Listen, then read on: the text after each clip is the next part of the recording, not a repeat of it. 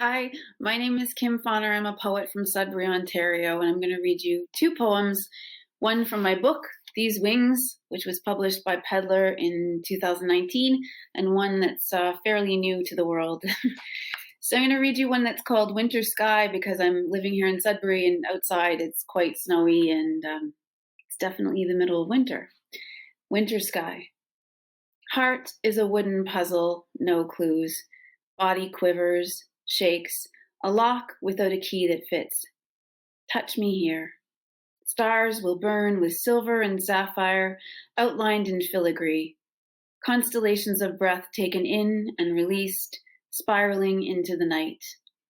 It's really, I think it's fairly obvious. It's a poem about desire, really. It's a love poem. This one is called Beekeeping. I've been writing a lot of bee poems and they sort of just fly in as bees will. And I'm researching bees and finding them really fascinating. So as long as the bees are interested in me and I'm interested in them, it seems I'm writing bee poems. I don't know why, but I will not look a gift bee in the wings. So here we go. This is called Beekeeping. At the center of the hive, a bright sun with planets that orbit it. This bee that gathers others to her, this little winged thing, the one that hums, shakes, throbs, and dances. Lean in, hinge from your hips, let your heart lead. In Latin, heart is core, and agere is to lead. They dance diagonal with one another, end up writing letters home in cursive, write cross my heart and hope to die, whispering ardent promises, but then forget to lick and seal the envelope. Lean in, beekeeper. They say, if you close your eyes and breathe in deeply, if you lead with your heart, you will take in the scent of lemongrass. This is the essence of the queen, the one that hums, shakes, throbs, and dances. Lean in, beekeeper. Hinge from your hips. Lead with your heart. Courage, my love. Courage. So I just really wanted to thank Turnstone for asking me to take part in the reading series. Such a lovely thing that you do to invite poets from across Canada and to share two poems. It's just really lovely. So I want to thank you for that. Thank you all for your attention to my work, and I hope you're all well, reading and writing lots of poetry. Take care. Hello, my name is Sue Croll, and I'm going to read from my book Cold Metal Stairs, which came out from Turnstone Press in 2019. Cold Metal Stairs is a chronicle in poems of my father's dementia, his eventual death, and the aftermath, the mourning period. The first poem I'm going to read is a pontoon called The Nature of Suffering. The nature of suffering. Is the nature of suffering too personal to write?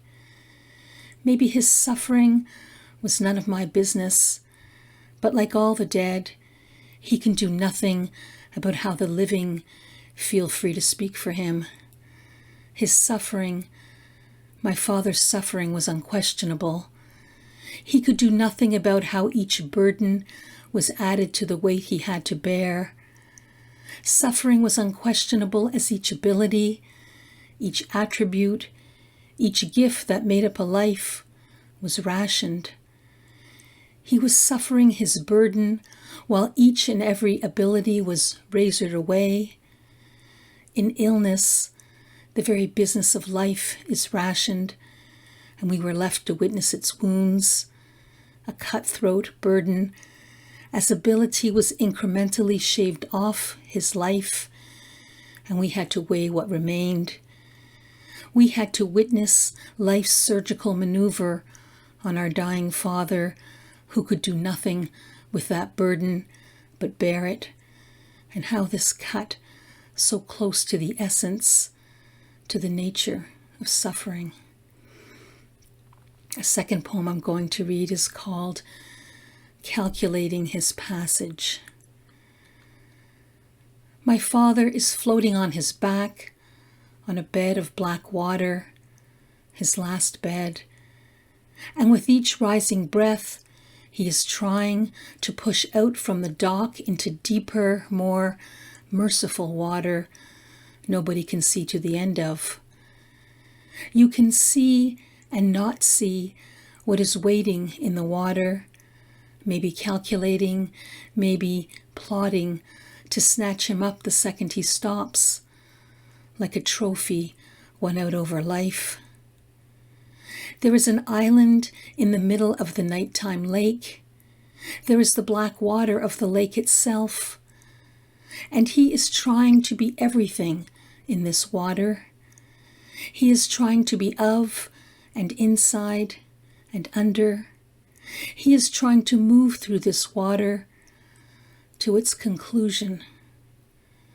My father is trying to make the island, make his way there, float there on his back, where you can see and not see death, looking at stars, calculating my father, written on the screen of that same sky, waiting to be snatched up the second he stops.